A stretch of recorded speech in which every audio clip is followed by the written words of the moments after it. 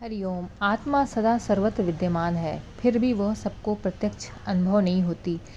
शंकराचार्य जी ने कहा है कि आत्मा की ज्योति केवल शुद्ध बुद्धि में ही प्रकाशित होती है। जैसे स्वच्छ दर्पण में ही प्रतिबिंब स्पष्ट दिखता है, आत्मा सूर्य के समान है, सर्वत्र आलोकित करने वाली। परंतु किसी मलिन या ढके हुए पात्र में उसका तेज प्रवेश नहीं कर पाता। मन और बुद्धि यदि वासनाओं, अज्ञान और अहंकार से मलिन हों तो आत्म स्वरूप का साक्षात्कार नहीं हो सकता। जब बुद्धि निर्मल और स्वच्छ होती है तभी उसमें आत्मा का प्रतिबिंब प्रकाशित होता है। अद्वैत वेदांत के अनुसार आत्मा कभी अपवित्र नहीं होती।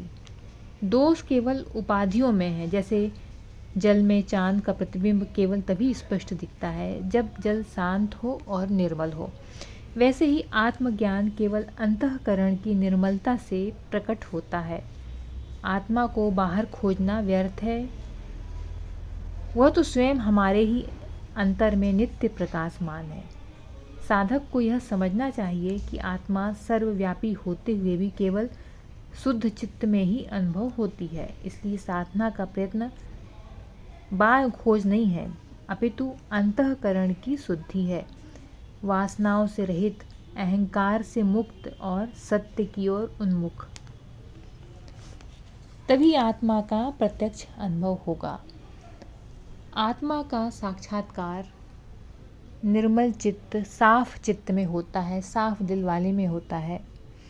यूँ तो आत्मा हर जगह विद्यमान है, लेकिन वो सबको प्रत्यक्ष अनुभव नहीं होता।